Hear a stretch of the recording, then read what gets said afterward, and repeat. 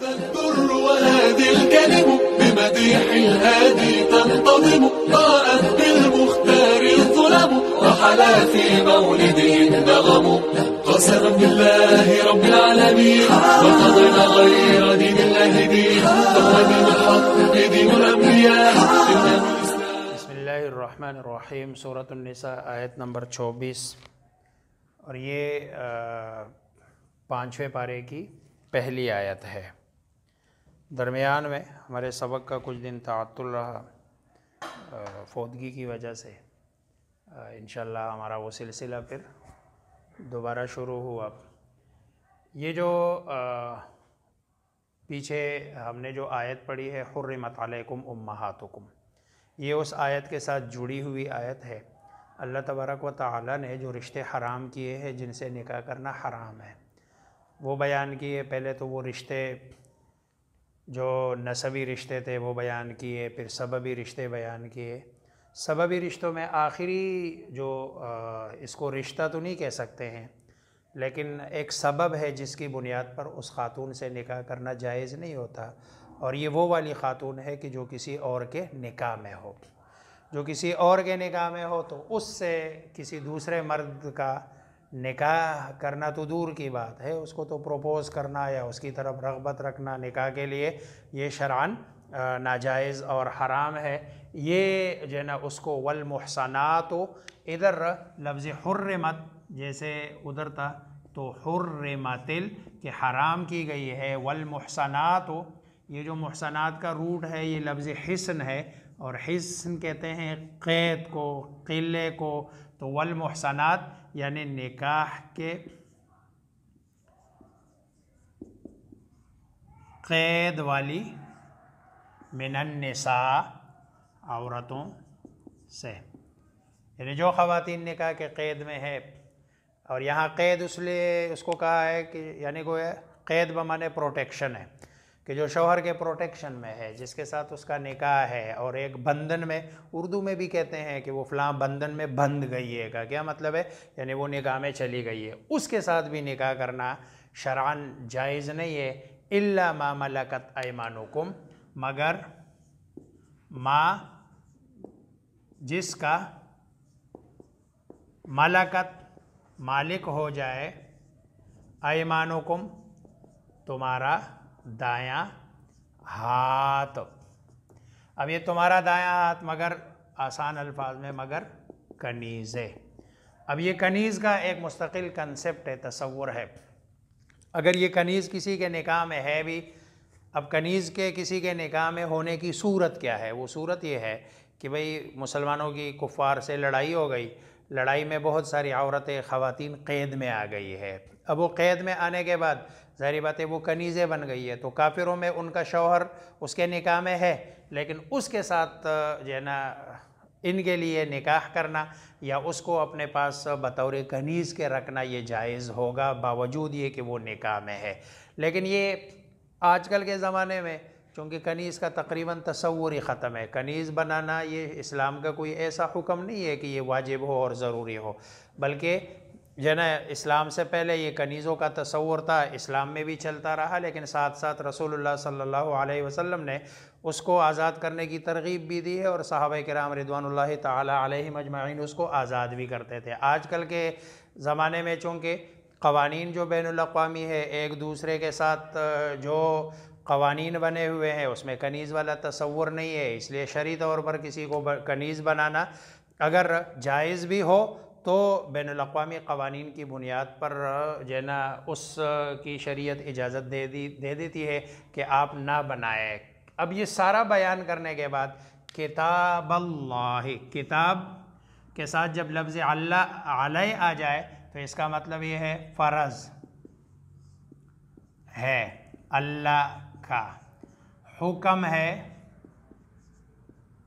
अल्लाह का, अलैकुम तुम पर, यानी ये जितनी चीज़ें बयान की गई है ये अल्लाह का फ़र्ज़ है, अल्लाह का हुक्म है जो तुम्हें बयान किया गया है, और इसको करना ये ज़रूरी है। इनमें से अगर कोई भी बंदा नाऊज़ु बिल्लाह अपनी खाला से, फूफी से, रज़ाई बहन भाई से, रज़ाई भाई बहन से, या जो ना अपनी सास से, दामा जो ना या बहू से निकाह करता है तो ये शरअन जो ना नाजायज़ है। आजकल के ज़माने में ये जितने भी मुल्हिदीन है और इस्लाम के ख़िलाफ़ जो काम करने वाले लोग हैं उसमें ज़्यादा जो पेश है आजकल के ज़माने के ये जितने भी ड्रामे बनाने वाले हैं, तो ये ड्रामे बनाने वाले ये उनमें इस तरह के ड्रामे बनाते हैं कि भाई जो ना ससुर का अपनी बहू के साथ या जो ना बहू का अपने ससुर के साथ इस तरह के ताल्लुक़ात जो ना दिखाए जाते हैं, या दामाद का अपनी सास के साथ इस तरह के ताल्लुक़ात, या फिर साली के साथ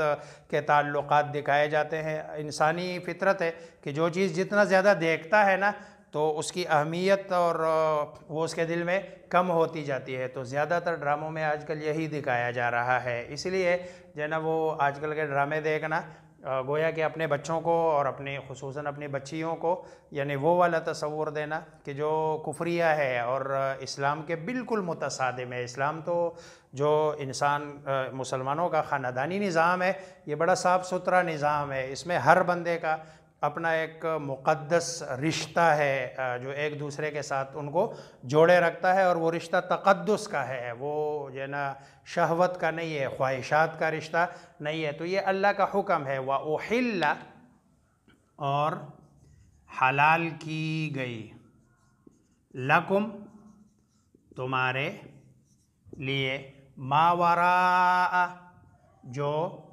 अलावा है, ज़ालिकुम इनके अलावा बाकी जितनी ख़वातीन हैं उनसे, उसमें चचाज़ाद है, फूफीज़ाद है, खालाज़ाद है, मामूज़ाद है, जिसको हम कज़न्स कहते हैं। कज़न से जैसे उनसे रिश्ता जायज़ है, इसका मतलब है कि उनसे पर्दा भी है, उनसे हाथ मिलाना जायज़ नहीं है, उनके साथ बिल्कुल खलवत में बैठना ये शरअन जायज़ नहीं है। क्यों? इसलिए कि उनसे निकाह जायज़ है। इसी तरह जो चचा की बीवी है जिसको हम चच्ची कहते हैं, या जो है ना मामू की बीवी है जिसको हम ममानी कहते हैं, उनके साथ भी देखो इन रिश्तों में उनका भी तज़किरा नहीं है। इसका मतलब ये है कि वो भी उनसे भी निकाह करना जायज़ है और उनसे भी पर्दा है। अब वहिल्ला लकुम मा वराअ ज़ालिकुम, हलाल की गई है तुम्हारे लिए मा वराअ ज़ालिकुम, ये जो पीछे जितनी ख़वातीन बताई है उनके अलावा। अब हलाल कैसे है? हलाल ऐसे नहीं है कि तुम बस रहो, नहीं, निकाह कर लो। अब निकाह का तरीक़ा बता दिया, अन तबतगु, ये कि तबतगु तुम तलाश करो, बे अमवालिकुम अपने माल के बदले। ये अपने माल के बदले यहाँ इससे मुराद यानी मेहर है, नान नफ़क़ा है कि उसके बदले तुम उसको क्या करो? तलाश करो। इसका मतलब ये है कि ये तलाश करने का जो हुक्म है ये किसको दिया जा रहा है? मर्द को दिया जा रहा है। गोया कि प्रोपोज़ मर्द करेगा, औरत प्रोपोज़ नहीं करेगी। अन तबतगु बे अमवालिकुम के मर्द प्रोपोज़ करे, और इसको हुक्म दिया गया है कि भाई तुम प्रोपोज़ करो मुहसिनीना। मकसूद क्या है? मकसूद ये है कि क़ैद निकाह में लाने के लिए या पाक दामनी हासिल करने के लिए, गैर मुसाफिहीन, सिर्फ मस्ती ना के मस्ती निकालने के लिए। सफ़ असल में ये ज़िना को भी कहते हैं, और ज़िना को सफ़ इसलिए कहते हैं सफ़ाह कि भाई इससे मस्ती निकाली जाती है। तो सिर्फ मस्ती निकालना मकसूद ना हो, बल्कि उसको अपने जो है ना ख़ानदान का हिस्सा बनाना मकसूद हो, उसको सारी ज़िंदगी के लिए अपने पास लाना मकसूद हो, प्रोटेक्शन मकसूद हो। ये फ़मस्तमतअतुम बिही, पास जो तुम इस्तिमता फ़ायदा हासिल करो, बिही मिनहुन्ना, उनसे, यानी उन ख़वातीन में से अगर तुम किसी से फ़ायदा हासिल करो, फ़आतूहुन्ना, बस आतू दो हुन्ना उन्हें, उजूरहुन्ना उनका महर यानी बदला। अजर का मतलब है बदला। इस्तिमता ये निकाह के बाद जो फ़ायदा तुम हासिल करो, अब उसके बाद उसको उसका मेहर दे दो। ये नहीं है कि भाई फ़ायदा तो हासिल करते रहो और मेहर के बारे में जहन यही हो कि चलो ज़िंदगी में कोई मौका आएगा खुशी का तो ये बीवी माफ़ कर देगी, या जो ना ख़ुद उस पर दबाव डाल रहा है कि माफ़ कर दो वरना तो नऊज़ बिल्लाह मैं तुम्हें छोड़ दूँगा या ये करूँगा, या उसको तंग कर रहा है माफ़ करने के लिए। नहीं, उसको उसका मेहर दे दो।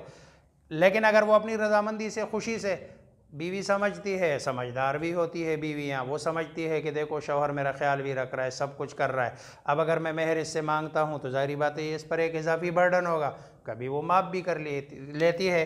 तो उसको बयान किया वला जुनाहा, गुनाह अलैकुम तुम पर, फ़ीमा उसमें जिस पर, तराज़य तुम दोनों राज़ी हो जाओ, मिन बादिल फ़रीज़ा मुकर्रर करने के बाद। अगर मुकर्रर करने के बाद तुम आपस में उस पर राज़ी हो जाओ तो कोई मसला नहीं है। इन्नल्लाह कान, बेशक अल्लाह, काना है, अलीमन खूब जानने वाला, हकीमन और खूब हिकमत वाला और बड़ा हिकमत वाला अल्लाह तबारक व तआला है। अल्लाह तबारक व तआला मुझे आप सबको समझने अमल करने की तौफीक अता फरमाए।